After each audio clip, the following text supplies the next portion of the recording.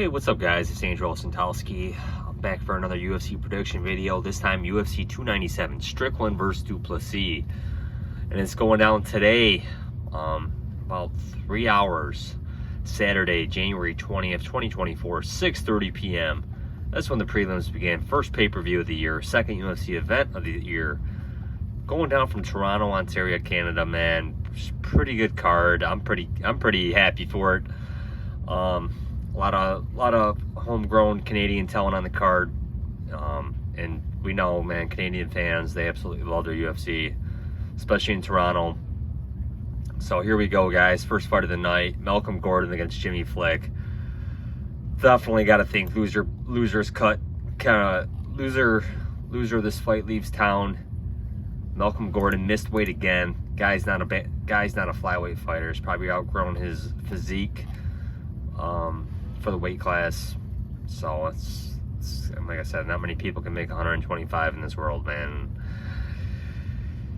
He lost to Jake Hadley in London last March. Lost to Mohamed Mokaev. Had some decent moments against him. It's going up against Jimmy Flick, and Jimmy Flick is one of these guys. He's kind of a first-round finisher or bust. And he's definitely capable of catching Malcolm in a finish, but you know, this guy kind of quits or whatever if you can't get that first round finish. So I'm going to side with Malcolm here. Not a whole lot of confidence. I think the weight miss probably is advantageous to him, since he didn't have to cut that little extra weight to make weight. But I'm going to side with Malcolm Gordon here. Jasudavicius against Priscilla Cachoeira. Supposed to be a flyweight fight, but Priscilla couldn't make it. She's a dangerous fighter, man. No matter where this fight takes place, she's capable of possibly pulling a win off. She got dominated by Miranda Maverick in her last fight. Miranda just showed too much good ground control.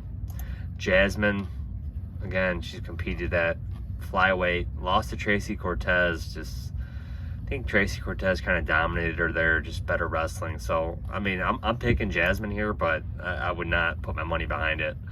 Johan Lainesse against Sam Patterson. I just cannot get that Sam Patterson knockout loss out of my head.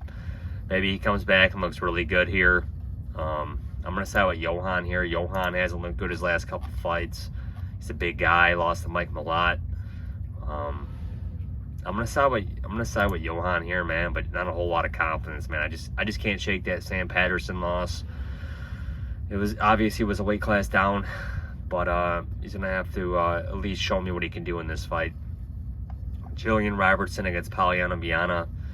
Two submission artists. I'm going to side with Robertson here, but again, it's not a fight that I would stick my money behind, and Robertson is currently a -310. Absolutely no way. Sidey against Roman Tavares. I'll take the Ukrainian Canadian here, and I guess these guys fought on the Contender Series, but I'm going to side with Sidey here. But like I said, I really haven't seen these guys compete, so. But I'm going to take Sidey. Charles Jourdain against Sean Woodson. I just think Jourdain, he's the more well-rounded guy. Again, he's coming off a couple nice wins over Ricardo Ramos and Kron Gracie. What an easy win over Kron Gracie, man. I mean, that was an easy win there that he had over Kron. So he's looked good, man. Jourdain is an absolute warrior. And man, I know Canada's got to be proud to have him as their own. Sean Woodson, very tall for this weight class, on a 3-fight winning streak. Hasn't lost since that Julian Erosa loss. That was, oh my God, that was almost 4 years ago. Oh my God, that's been a long time. But he's beat Zalaw, he's beat Count Angle, and he's coming off a nice win over Dennis Bazooka. So, I mean, this should be a good fight, man. I mean, any fight with both these guys in it, man, it should be a great fight. So I look forward to it. I'm going to side with Jourdain. Brad Katona against Garrett Armfield. I'm really impressed with Garrett Armfield, man. This guy looked lightning quick, absolutely destroyed Kazama in his last fight. Lost to David Onama before that. That was a weight class up. That might have been 2 weight classes up. No, that was a weight class up in his UFC debut on short notice. Going up against Brad Katona, Ultimate Fighter winner. Just won this season of the Ultimate Fighter 2. And I don't think he should have been cut from the UFC in the first place, but he looked good. Nice win over Cody Gibson, but I'm going to side with Armfield here, man. But it's a fight I look forward to watching. Arnold Allen against Movsar. I like Arnold Allen here, man. Everybody's on Movsar. I'm going to side with Arnold Allen. But great featherweight fight. Chris Curtis against Marc-Andre Barriault. I like Chris Curtis. Neil Magny against Mike Malott. I'm going to say with Malott here, man. But when is Mike Malott going to have his first letdown? Still waiting to see it. It will happen at some point. Is Neil Magny this washed up? Because, I mean, this could be a fight that Neil Magny should be able to win. The old Neil Magny, at least. But I'm going to side with Mike Malott. But, again, I'm just not going to stick my hard-earned money behind it.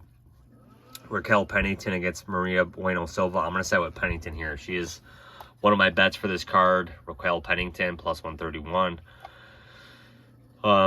She's fought more people. Probably the more well-rounded fighter. If she doesn't get caught in a sub here, she should take this. I'm going to side with her here. Looking at Bueno Silva's record, she's coming off a no contest win over Holly Holm. And this girl has beat Lena Landsberg, Stephanie Egger. So she's a dangerous fighter, man. But hopefully Pennington stays out of those positions. Sean Strickland against Dricus Du Plessis. I'm going to side with Du Plessis here, man. I mean, I really do think Du Plessis is in Sean Strickland's head. There is something to said about Dricus Du Plessis. I never thought this guy would ever be a champion just based off how he looked. He looked like how he was pulling off all his wins in quick fashion or by his physicality. He would get put in bad positions. And I don't know, man. Something just about Sean Strickland. He just looks shaken, man. There's just a part to him. And I don't hate Sean Strickland at all. I think he's very capable of winning this fight, honestly.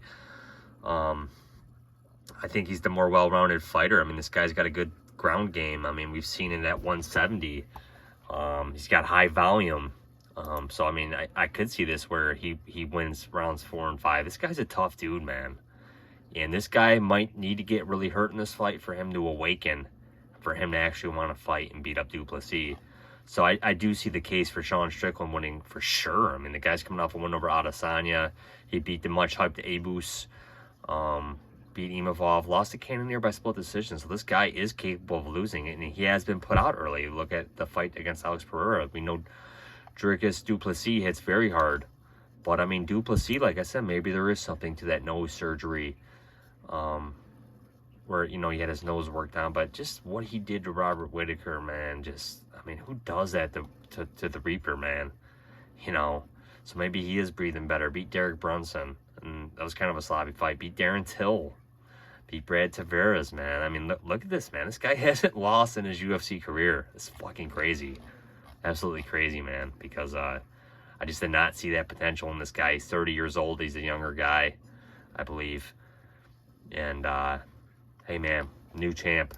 New middleweight champ. New bantamweight champ. Let's go, guys. So my picks, Du Plessis, Pennington, Malott, Curtis, Allen, Armfield, Jourdain, Sidey, Robertson, Lainesse, Jasudavicius, and Gordon.